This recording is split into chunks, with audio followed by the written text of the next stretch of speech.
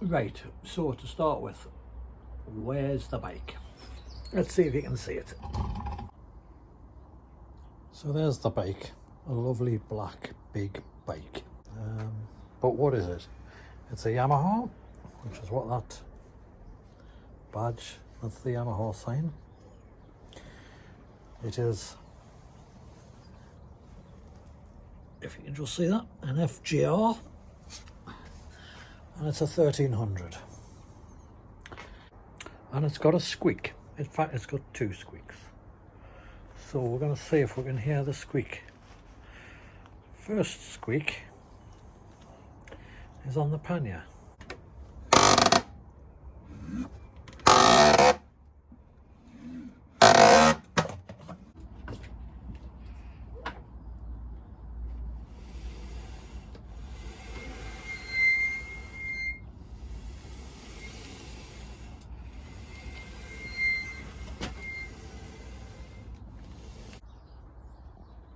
So to me that sounds like it's the pads rubbing on the discs. So we've got two discs, this side and that side. We have two calipers, this one and there was one on the other side. Calipers are held on by that bolt and that bolt. If I undo them, I can get the caliper off. I'm not recording again, I don't believe it. I was going to show you how to take the calipers off, but I wasn't recording when I did it. So sorry about that. I'll show you in a minute how they come off. They come off very easy. When I took them off, I found I needed new pads, new brake pads. I feel like I'm repeating myself because I've already shown you this, but I wasn't recording. So they're the new brake pads. We had to go to Yamaha for them, which is the closest bike shop. And as you can imagine, getting Yamaha genuine parts costs a fortune. But at least I've got brake pads to replace, and I'll show you in a minute why they need replacing. So I've put them back on the bike, and I'm going to try and unloosen them. There you go. And then the top one. Thank you.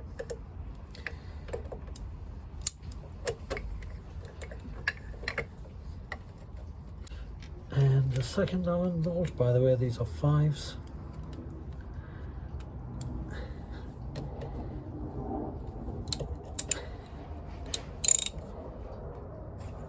And it's a lot easier to undo while they're in the bike.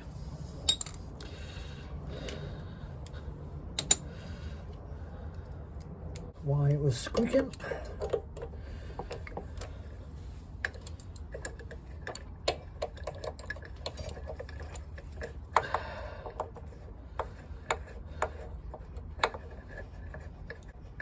So I was going to show you this before. This is how you get the caliper off. I've undone this bolt, which holds these pipes on, just to give us a bit more freedom to move. Undo the two caliper retaining bolts. I have no idea if that's what they're called, but that's what I'm calling. Put them down there. And then wiggle it off. And it wiggles and it drops off. And if we look in there, you can see, if I use my pointer, yeah, very little meat left on that one.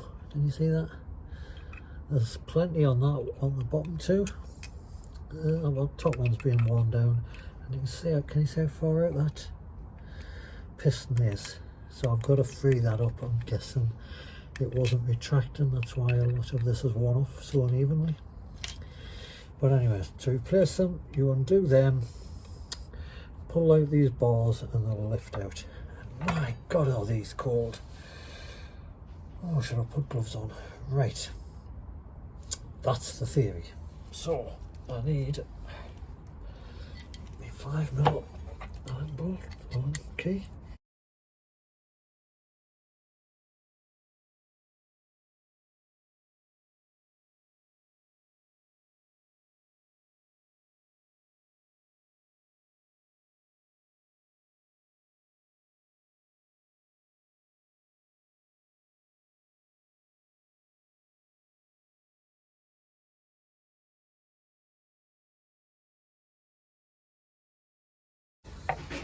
I don't know whether I'm showing you anything or not. It's out. So that's this thing here. I don't know whether you can see it. This thing it goes onto that side as well, underneath the bar, is to help keep a bit of pressure on the pads, which is what these holes are from. And I think it's supposed to stop it squeaking and jarring. I think it's supposed to keep the pressure so it keeps them downwards. I don't know, but they're sprung, so it gives it a bit of spring. That's why it's not always an easy job to pull out. But look at the crack on that. Look at it. That needs a good clean up. We ain't putting that back in like that. And this thing is your shim, the back one, and we'll put that face down. I need a screwdriver to help us with that. Right.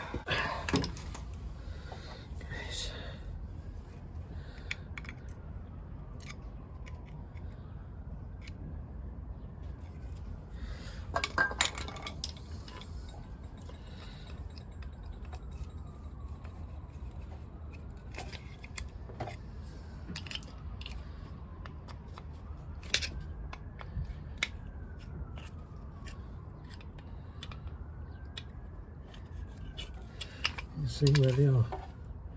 They're either side of this separator.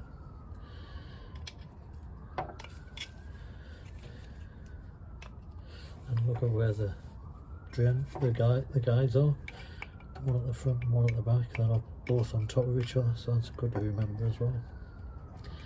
They're sort of wear guides, and when you can't see them, you know you've gone too far, which I think you may better not see them on there. On that one, which is a real bad one. Yep, there's one. Manky old thing that it is, but we'll keep that because we've got to use it in an emergency. And that one.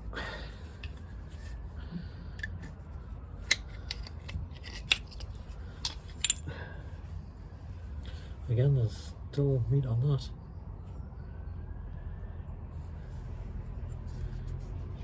So we'll clean that one out and we'll get the other one out.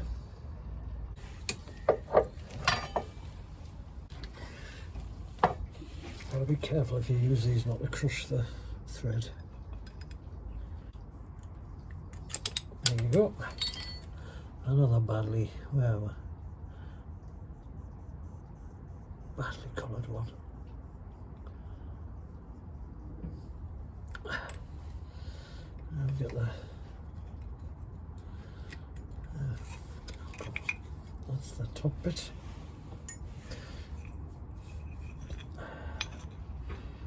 And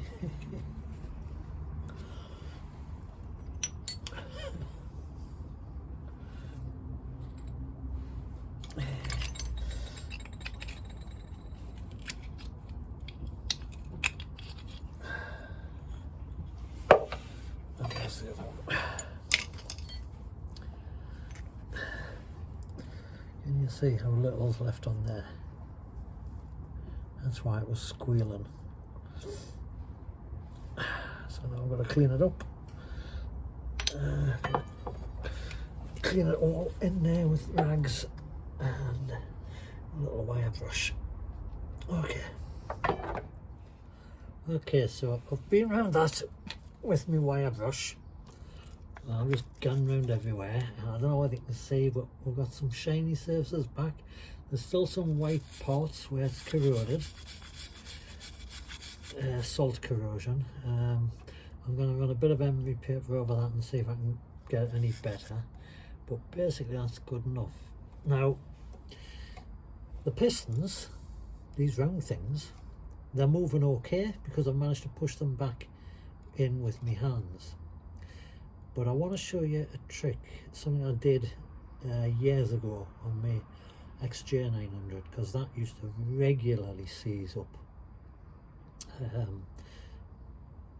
it was stored outside. I went through salt, rain, snow, hail, everything, and once a year I had to dismantle the calipers, clean them up, and a couple of times I couldn't get the piston back in, so I had to figure out some way of doing it.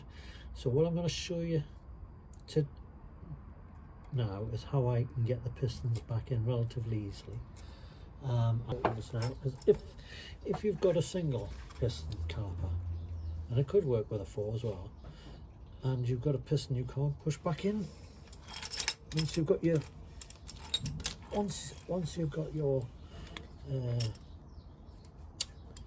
pads out, use something like this. You just need 2 bits of metal with 2 nuts and screws. I'll show you how it works. I mean, this is so Heath Robinson, I just haven't tarted it up or anything, but it works a treat on a seized caliper. Because normally you'll find a seized caliper is only seized because there's a bit of crud in there and you just need to get it started a little bit. So you put it either side, and you can buy a proper tool now. I've seen them online. It basically does that. And put your bolt through the end, like that. When it gets through the end, come on. Let's get it through the hole, always helps. And then just gradually, and I mean gradually,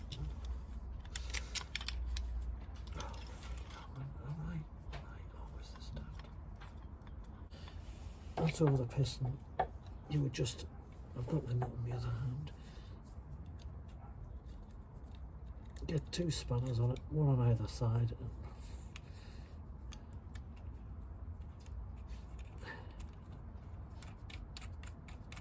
both sides down. Now don't forget, if you're pushing the cylinder, the cylinder back in, the piston back in, you need to do it uniform. So a couple of turns on that, couple of turns on this, backwards and forwards, and it will force it back in. I've had occasion where it's really bent this, but eventually it went. If it starts to bend your metal too much, back off, start again, because it's obviously not laying right, or it hasn't quite got the pressure, and it doesn't need much once it goes up, but that's what you can do. Right, so I've cleaned up the parts as best I can. That is a good way of brushing there.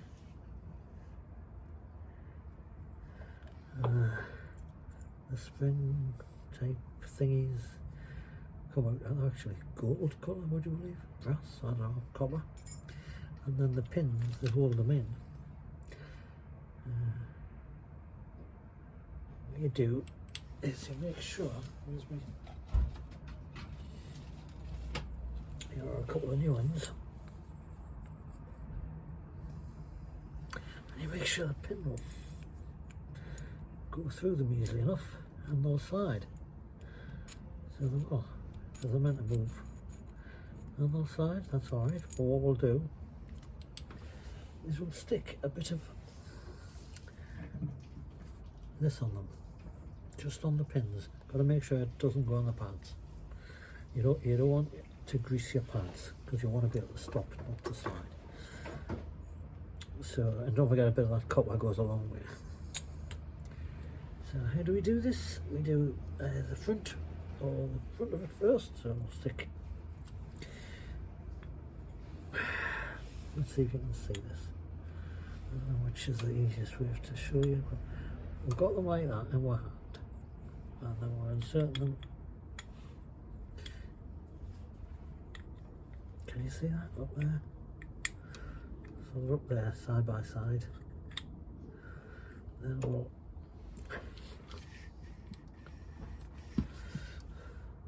stick a pin through just to hold it in place through the first one.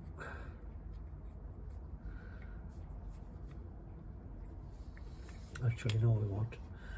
What have I just said about copperies? We'll stick some copperies on that. I'm going to move you as well. See if you can get a better view from over there. I apologise if you can't see what I'm doing, but This is taking far too long trying to bloody do the video. I don't know whether everyone else who does videos takes this long. I should have been finished an age ago. Right. Bit on my finger. Bit on there. Not long. While I'm at it, because I've still got some on my finger, stick it on the other one.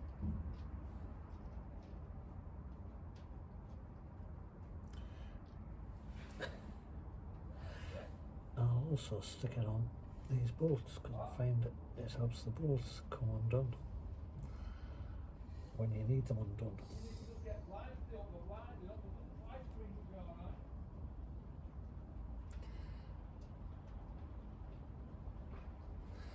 And if I find out what I do with the other bolt,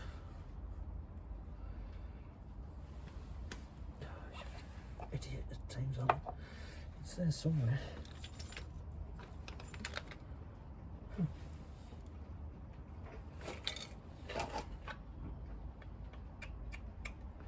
That one went flying. When I stood up before, something went flying. Wonder if it was the bolt. No idea. We'll find it.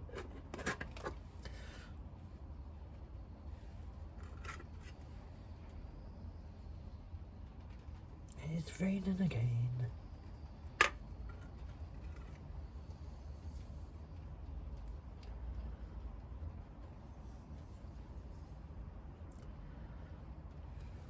Right.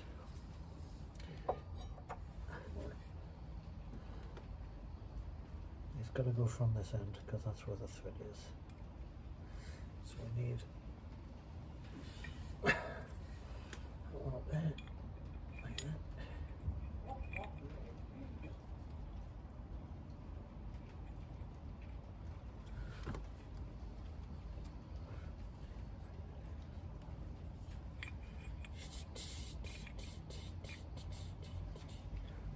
A bit further up.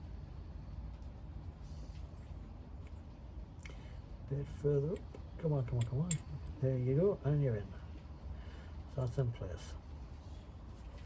Next thing we're going to do is get this spring thing in place, because that goes in place before we thread it, and basically it goes over there, pushes that down, and that in turn pushes them down and keeps it all safe and secure.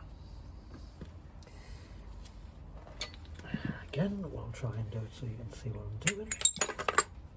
And again, we'll swear and swear.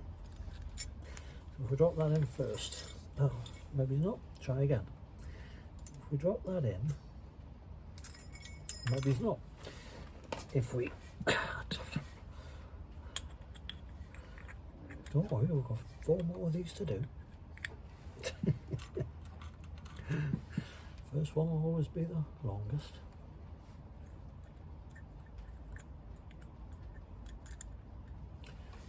You see that?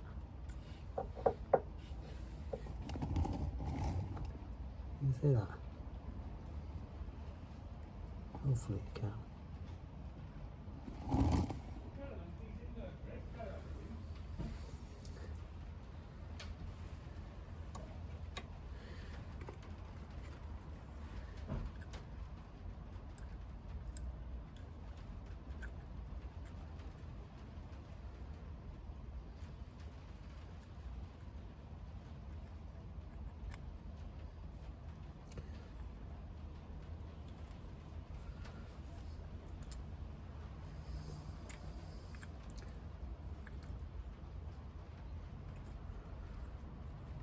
We're getting there. We just need to bring that one up a bit.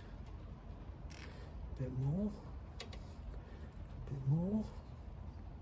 I'm hoping you can see this, I've no idea.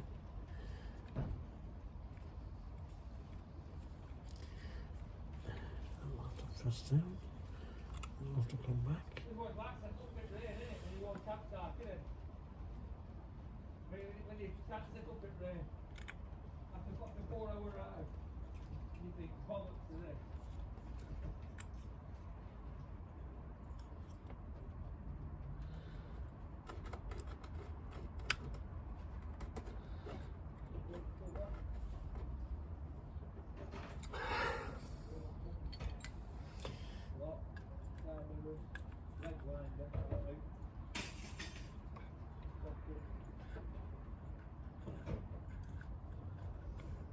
I'll screw it in.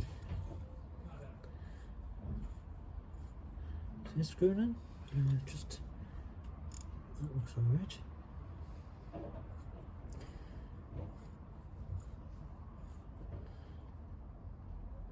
Tighten that up once it's on the caliper, on the pad. Who would have thunk you came here to watch a van build and you're getting a lesson on bike maintenance. Right, there's one or two. In a similar fashion, we shall do the other two.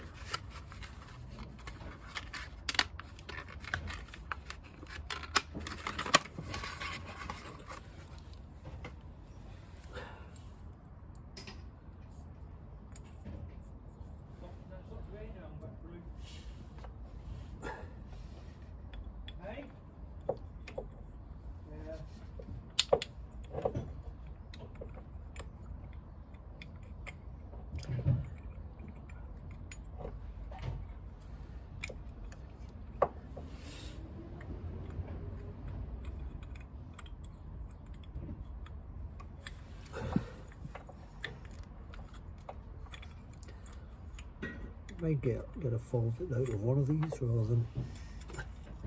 That's why I'm still tailing it in case I've missed something. I don't know. That goes on there. And if we start putting the peg in,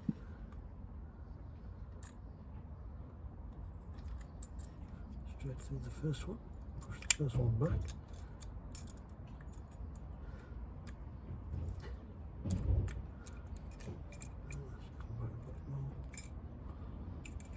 That underneath there.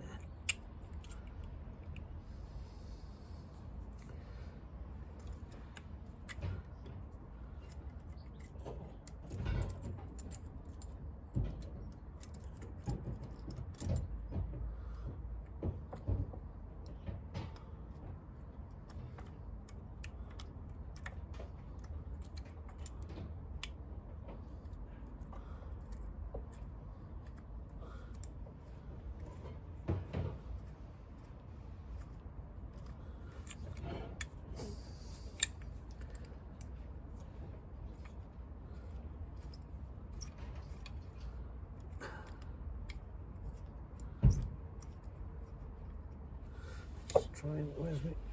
Okay.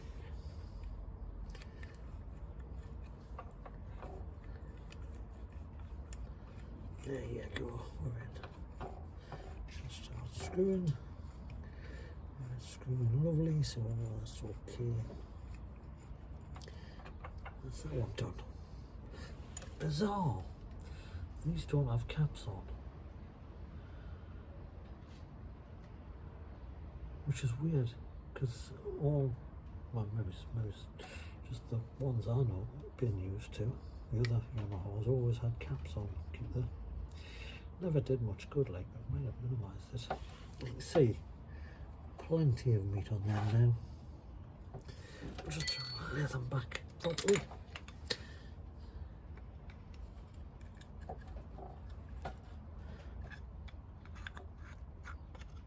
We're going to try and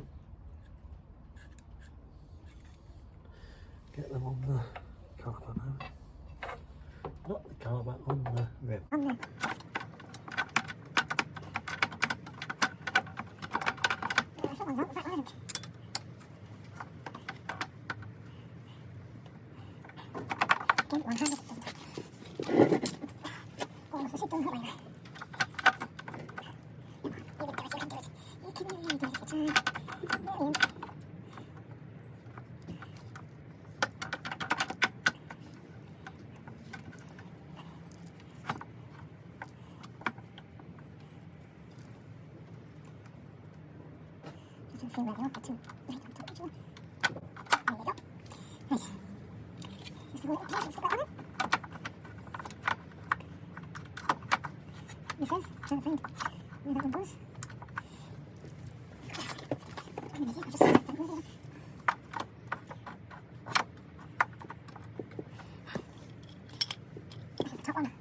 which fits on there, like that, and then that goes in there. So we can get to all in yet, but what we can't get to is them.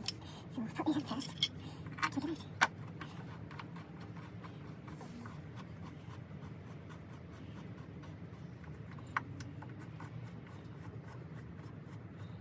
Now, the whole thing is be careful. You don't cross thread these. On the first bike I did this on, an FJR1300, I cross threaded them. I had to go and buy a new bolt. Next time I came to take it undone. Didn't realise I'd cross threaded it, but basically, you should go all the way in with your fingers and then tighten up. Don't try and screw it in with a socket until it's all the way in. And then you can go like that. Right. These things are tightened, so here we go. That's a very good angle. It's a good angle.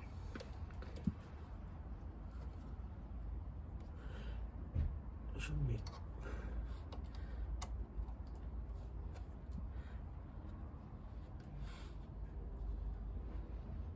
Yeah, that's all it needs. Right, so under them. Under the top one.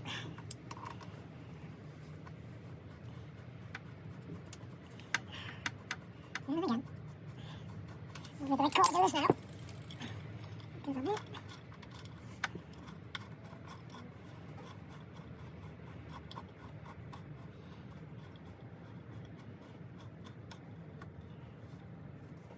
Yeah, that's like this.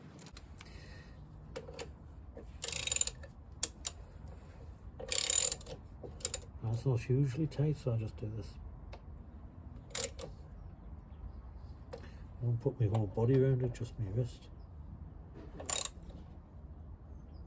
I think that's enough. There is a torque setting, but I don't know what it is. So I think you probably should, if you haven't a clue. I think you should keep the torque settings where possible, but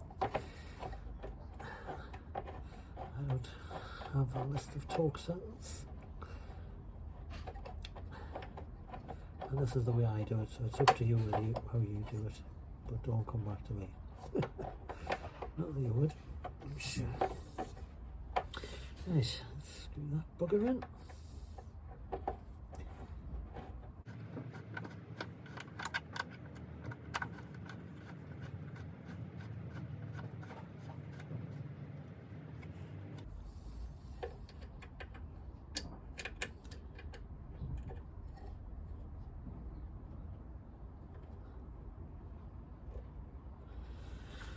And that is how you change the brake pads on an FJR1300.